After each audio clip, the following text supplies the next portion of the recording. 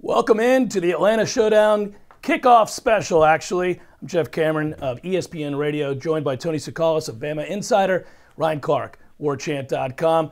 What a game to preview, what an opportunity. And this time around, we'll look at Alabama's offensive line versus Florida State's defensive line. And obviously, Florida State is a team that has quite a bit of depth on the defensive line coming back. That's something to look at here with the offensive line at Alabama. 3 returning starters. Obviously, they lose Big Cam Robinson. So, Ryan, I'll start with you. In looking at a critical matchup here, Florida State's defensive line has size, has depth. Talk about this matchup. Well, I think if you're FSU, you like what you have at defensive line. Yes, you lose DeMarcus Walker, someone who, yes, he's an end, but he had the ability to play inside too. But the thing that you have to like is it's the depth and it's the experience depth. You have Josh Sweat, and you wonder what he's going to be in year 3. And assuming he can be healthy, I think the expectation is imagine what he could put together with that athleticism.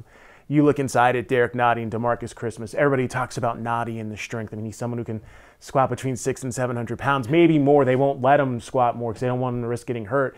But with DeMarcus Christmas, the thing you like is he's someone who does the dirty work, and he does it in an effective way. And then when you think about what else they've got, Brian Burns was a freshman last year who led all freshmen in sacks, and he's someone that you figure will go into that Walker spot, or maybe Sweat goes there, but either way, you think that's going to be your 4.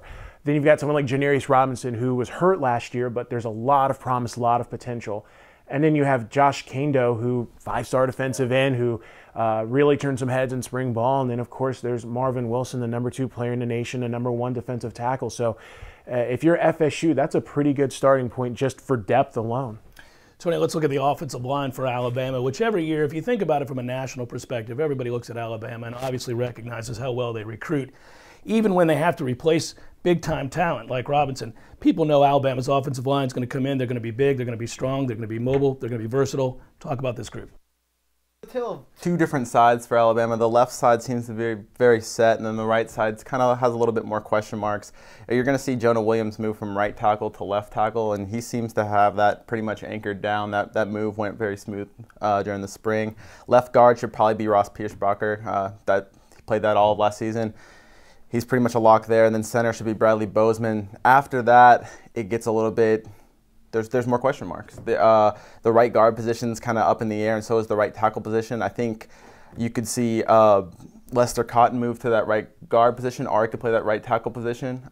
If he plays guard, you probably see Matt Womack, a guy that was a backup behind Cam Robinson last year, probably take that right tackle position, have Lester Cotton move into that guard position.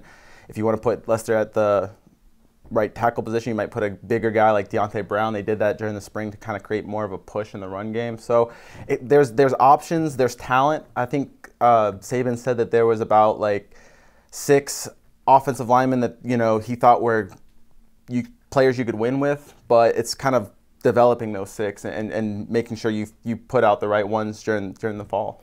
Everybody knows what Jalen Hurts is as a runner and their ability to get out on the outside. You look at Florida State's defensive line last year. Defense as a whole really struggled with teams in the run-pass option, and I would suspect Alabama will employ a lot of that. Talk about what you think their ability maybe to create those holes, for whether it's Scarborough, whether it's Hurts, whoever it is, with this group. Yeah, that's the exciting thing. And they have the guys to block, they've got the size, and then they've got the talent running behind them. So if Alabama's got 6 running backs, and we'll talk about that later. But they've definitely got some guys that can create some holes. You saw that last year. Like you said, Saban recruits very well. So there's places they got Alex Leatherwood, a 5-star kid coming in. There's some depth on that line that can really create some. It's really just going to be about developing that line as we go forward. Is there a particular matchup, Ryan, that you look at with this matchup? And you're talking about an offensive line year in and year out that is dominant for Alabama. Is there an area for Florida State that you think Florida State would have the advantage?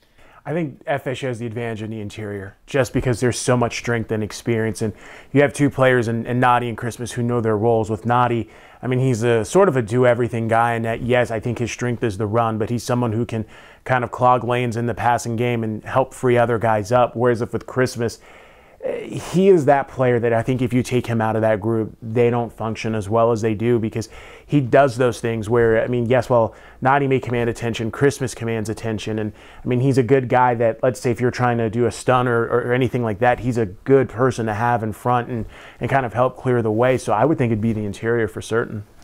Ultimately, I think everybody wants to know who wins the matchup, but also in the passing game, for example, does Florida State, are they able to generate pressure on Hurts? You would think so. I mean, this is a group that, was what, second in sacks last year. I mean, I wonder who number one was. But this is a group that, we talk about losing DeMarcus Christmas, and that's going to be a loss. I mean, just like Dalvin Cook leaving is going to be a loss. Anytime you lose someone like that, the impact's going to be felt. But as far as, I guess, how this group goes, I mean, look, you have to like their chances. I mean, this is a group that, yes, you wonder about as it relates to run-pass options because we saw them struggle with that a lot last year. Yeah. I mean, really, you could argue the last 2.5 seasons going back to Oregon and the Rose Bowl. But you would like to think that there's enough experience in place because I think the last few years you could say, well, yes, they have this star player at this position, but there wasn't enough experience.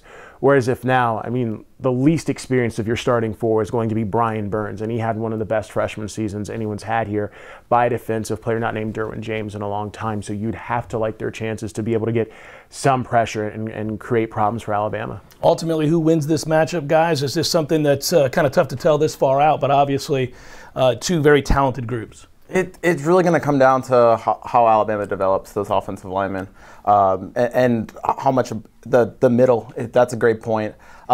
With Bradley Bozeman creating some of those holes, that is one of the weaknesses of Alabama. To touch on that, are those two guard positions. If Alabama can strengthen those guard positions, I like what they have in the running game to kind of create those holes and kind of wear them down. I think they'll be a much more balanced offense as well, so that would help kind of alleviate some of that pressure that Hurts might be facing. But like you said, Florida State has a lot of monsters too, so I kind of call it even right now. I think it's fair to say it's even because, I mean, we can talk about youth and where Alabama needs to develop, but at the end of the day, it's still a Nick Saban team. And how many still developing five-stars, yes, right? and I mean, how many times have we looked at Alabama in previous years and gone, hey, this is a potential weakness, and then all of a sudden, it turns into a strength. But I think if you're FSU, you like the building blocks of what you have.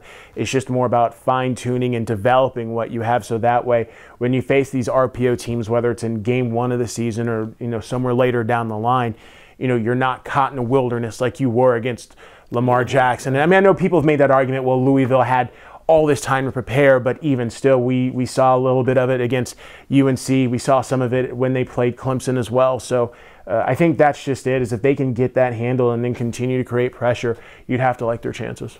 Almost sounds like we're describing a matchup between two top three teams, right? It's going to be pretty even as we do these things because these are two elite football teams. On the next preview, we'll take a look at Florida State's passing game and how it looks against Alabama's pass defense.